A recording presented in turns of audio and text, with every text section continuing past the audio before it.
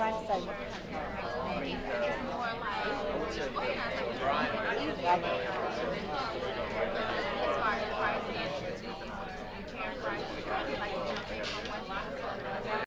On this PETAL Pedagogical Practices video, we'll be meeting Dr. Nicole Carr, who specializes in sociology and has been teaching at the University of South Alabama since 1998. She and her husband, Dr. Phil Carr, are noted professors at USA in no small part because of their teaching skills. Dr. Nicole Carr has been awarded a Teaching Excellence Award from the university and likes her students to know that she loves teaching. In her own words, "This is one of the greatest jobs in the world because every day something's different."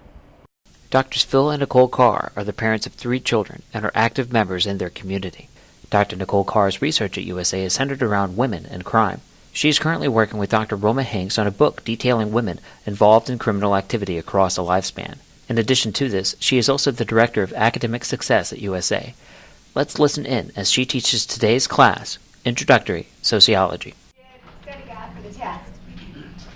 I'm comparing you guys, this class, to my students last spring in the same class, right? Because you're learning in a really different environment. You're doing this blended thing, you're looking at stuff online, you come into class and we're doing much different activities in class. So your study guide points are not added yet. I will add them later because I'm looking at y'all's test 1, their test 1, check to make sure you guys are doing just as well, if not better. And you are doing easily just as well. Y'all's bottom of the distribution for the tests, the top was 98-ish, I believe. The bottom was 51, which is, oh my goodness, that's a lot higher actually than the bottom score usually is in this class in past semesters. So for the folks that did not do well, you did a much better job of not doing well than students usually do. Just so you know.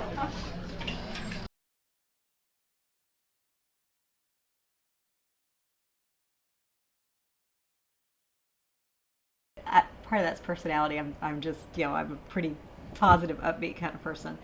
And truly, there's some, in that big intro class, when we teach it, there's 175 in the large lecture room when I teach that. There are students that make 30s. Like, you don't want to take them to Biloxi.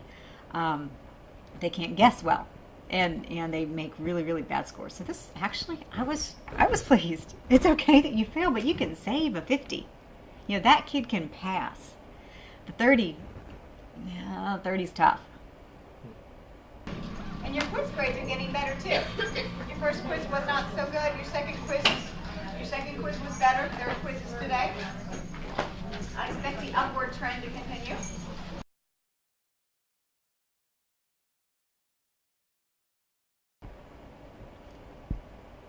Not always. and part of that might be, this is a really different environment that I haven't than I've had in any other intro class. And it might be that they would, in a bigger class that's more lecture oriented, but you're trying to pitch to the whole general audience, and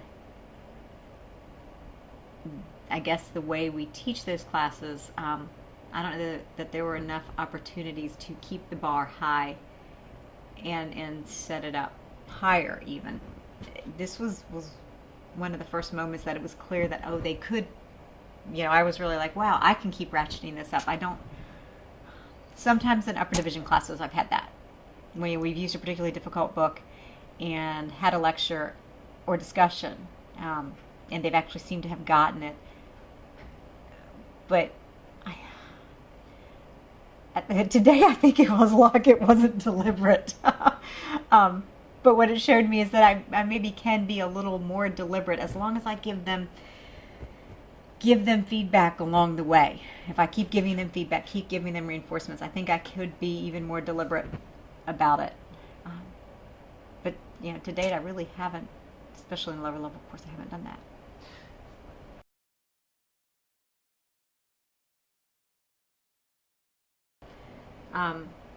I've been teaching this class for at least 12 years. So some of it's in my head. I prepared all the online materials at least last week, ideally before last week, and put those up online. This morning, I came in bright and early and prepared the quiz and the slides for the quiz today in class. I could have put those up too, the slides for the quiz.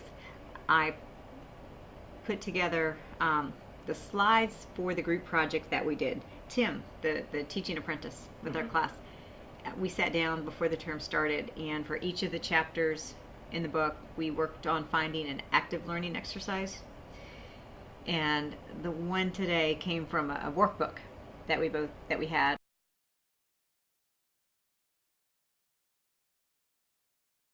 There's so many other good ideas out there.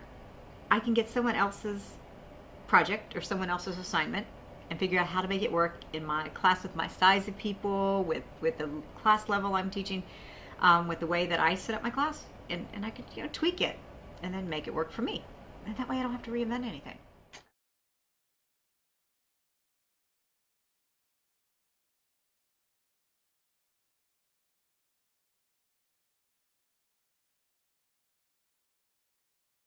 I have some of my own things that I really like too. So this coming week we're going to do one exercise that we found in this manual, and then we're going to do another exercise that I did in class last term. So I don't know. I don't think it makes me disingenuous or something if I borrow a tool that someone else has used and I make it work in my class and use it well. I think that's just smart.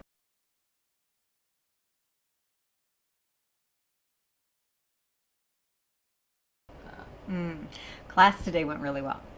I hadn't intended to make the quiz harder when I made the quiz. And I was lazy. I was honest with them when I said I was just really lazy, and I didn't put as many multiple choice questions in it. So they had more fill in the blank. I know, I was lazy when I was making it up.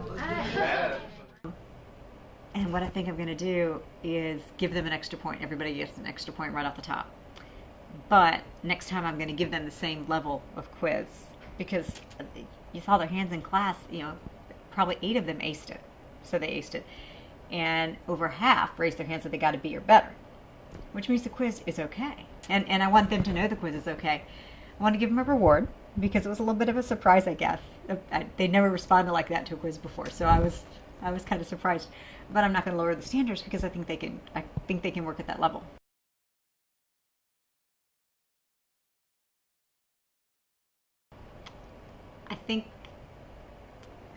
I don't like learning styles, and I think it's more complicated than students identifying how they best learn. So originally, when I moved to PowerPoint, I had slides with no pictures. And my husband's an archaeologist and said, you need pictures on those. What about the people that remember the pictures? So I was like, okay. And starting there, I started to think, well, you know what? Really, in the classes, I need to have lots of different kinds of ways to learn material and show me they learned. So if you're not good at one piece, you'll do better, you might do better in another area. So I think diversifying is a good way to approach it. And that way you try to meet a vast group of people, and everybody gets one thing that they really like out of it. And then I get lots of different assessments.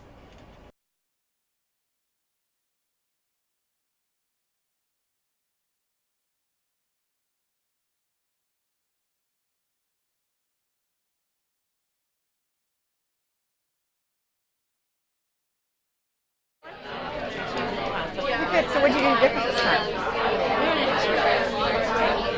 Good job.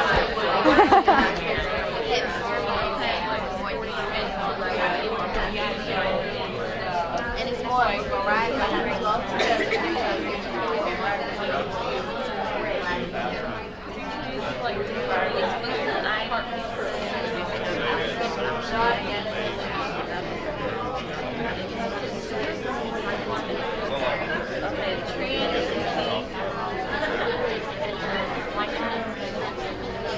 Okay, so you could say commercialization might be unusual.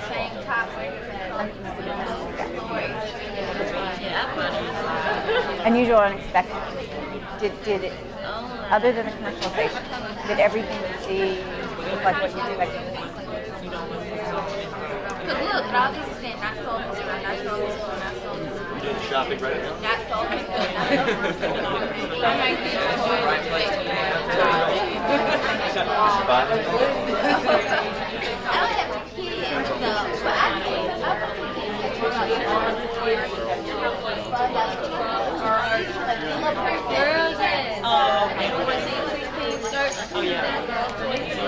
Makes me glad I have boys.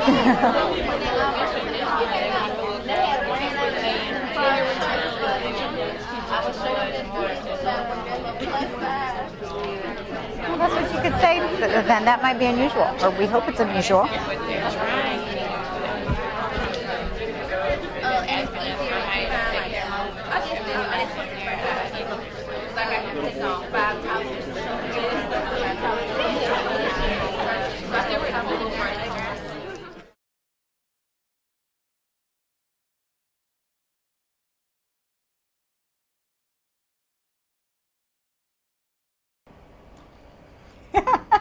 My husband.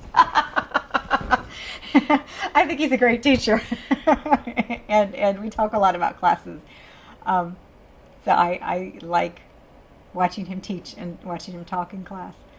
And then the next thing that came to mind immediately is my mentor back when I was an undergraduate in my master's program, and he works in a different setting with different kinds of students, but he's a fantastic teacher.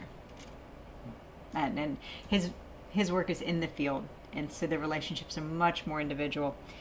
They're privileged students, and they have a completely different experience. But yeah, still a wonderful example of a teacher.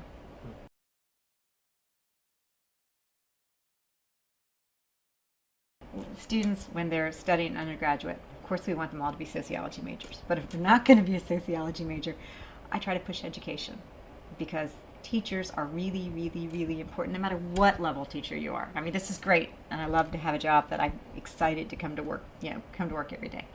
But all of our teachers are really important, and I think we need to keep providing support for them. Yeah, at any level, I think we should probably reevaluate the tenure system across the board, perhaps, and I think I always find something every semester that I can do to improve my class without fail. I mean, this is, we're never perfect. I don't assign hundreds in the class. I don't assign myself 100. There's always something we can do to improve. And I think if we form relationships with people that will help us be constructive and learn from each other, I find that a lot of fun, and I find that useful. I'd be disappointed if I felt like I was giving the same talk every day and not changing up, not learning anything from it for myself. That'd just be kind of boring.